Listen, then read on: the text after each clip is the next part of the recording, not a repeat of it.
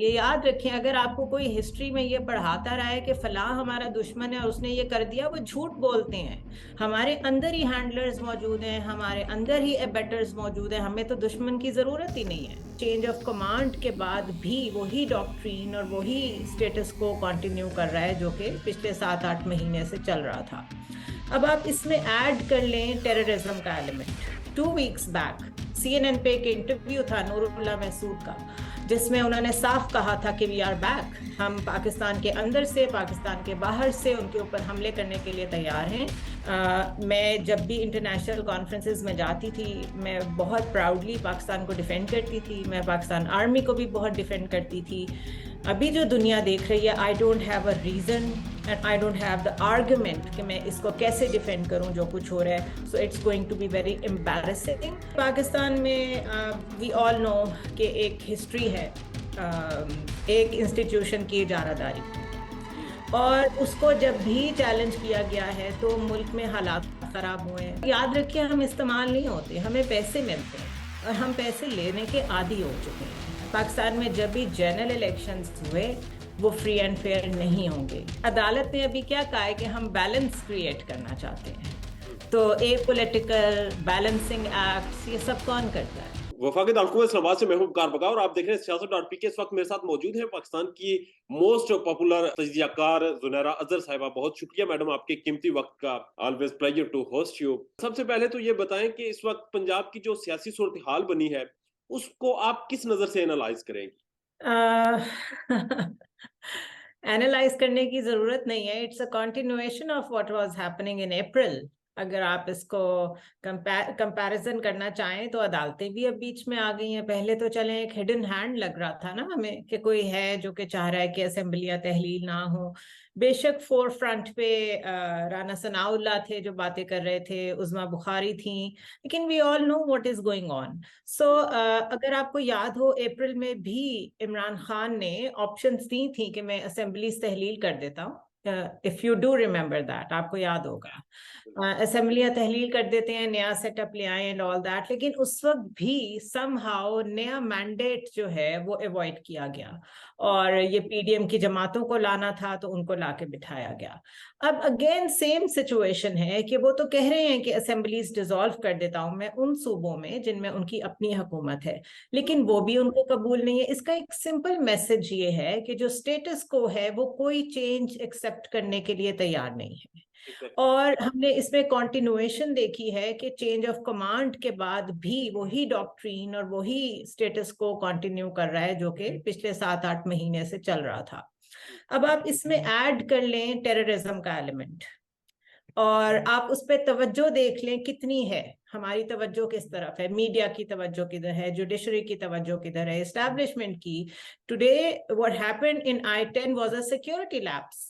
اگر آپ کے کیپٹل سٹی میں کوئی پہنچ گیا ہے اور آپ کو پتہ نہیں چلا اور بعد میں وزیر داخلہ کہہ رہے ہیں کہ جی ٹرک یہاں سے آیا تھا وہاں گیا تھا، تو اس کا تو کوئی فائدہ نہیں ہے نا.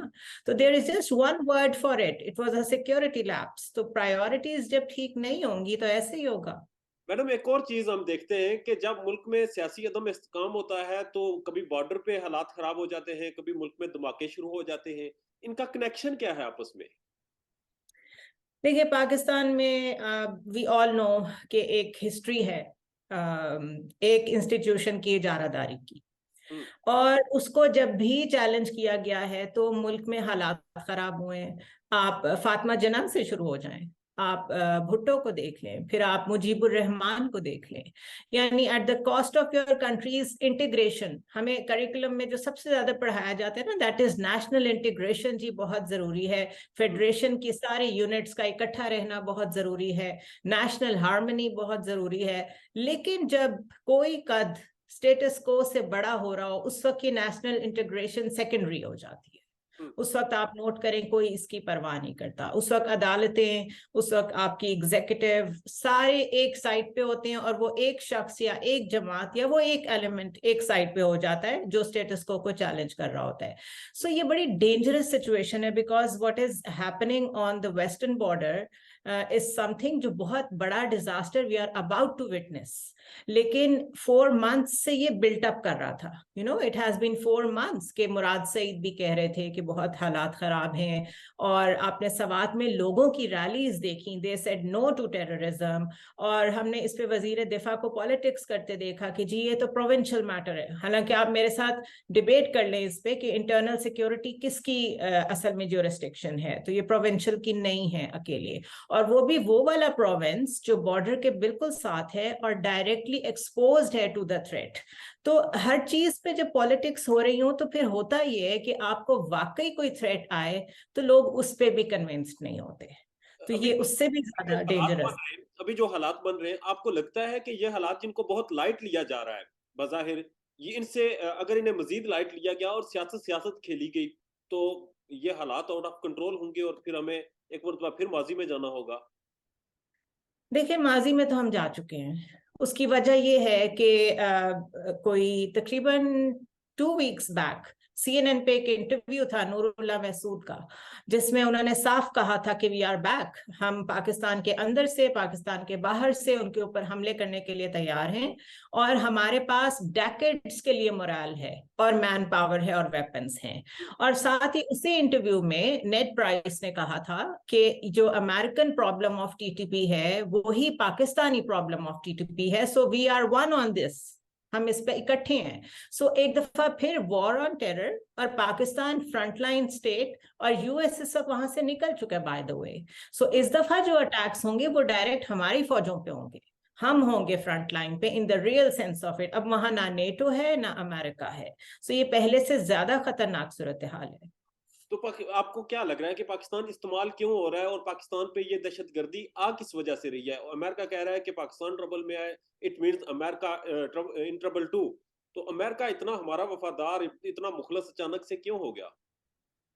دیکھیں میں I think differently. Before I blame U S I blame my self. اگر میں الاؤ کروں گی کہ میرے ملک کو کوئی استعمال کر لے تو وہ استعمال ہوگا. دوسرا یاد رکھیے, ہم استعمال نہیں ہوتے, ہمیں پیسے ملتے ہیں اور ہم پیسے لینے کے عادی ہو چکے ہیں. سو کولیشن سپورٹ فنڈ جب بند ہوتا ہے, کوئی بھی جب مسئلہ یہاں سے ریجن میں سے ختم ہو رہا ہوتا ہے, تو اصل میں ہمارے پیسے بند ہو جاتے ہیں. پہلے بھی جب رشین انویژن تھی تب بھی ہمارے پاس یہاں پہ کیا آیا تھا, ڈالر ہی آیا تھا نا بے تحاشا. تو ایک تو یہ یاد رکھیں کہ آئی ڈونٹ بلیو ان دس کہ امریکہ نے ہمارے ساتھ یہ کر دیا. دوسرا یہ کہ to remain relevant in this region, US ایس کو تو بہت سوٹ کرتا ہے کہ وہ یہاں سے فزیکلی تو اٹھ کے چلے گئے ہیں, لیکن اوور دا ہورائزن آپریشنز یا جو وہ ڈرون سے اور ڈفرینٹ مینز سے جو آپریشن کرنا چاہیں اس ریجن میں وہ کر سکیں, تاکہ چائنا کو اور رشیا کو کنٹین کر سکیں. اب ہم اس کو الاؤ کر رہے ہیں, وی آر الاؤنگ دیٹ. سو غلطی ہماری ہے, اور یو ایس ہمارا دوست ہے یا نہیں ہے یہ ہمیں بہت اچھی طرح پتہ ہے. سو ہماری اسٹریٹجک کمپلشنز اتنی زیادہ نہیں ہے جتنی ہم نے خود ریزنز ڈیوائز کی ہوئی ہے کہ بس کسی طرح یہاں انگیجمنٹ رہے تاکہ ڈالرز آتے رہیں. اور آپ کو پتہ ہے دیر از این ایلیٹ کیپچر, سارا پیسہ تو ان کے پاس جاتا ہے, چاہے سیلاب زدگان کے لیے پیسے آئیں, چاہے زلزلہ زدگان کے لیے پیسے آئیں, یہ ہر چیز کے تو پیسے کھا جاتے ہیں. تو you can imagine what I'm trying to say.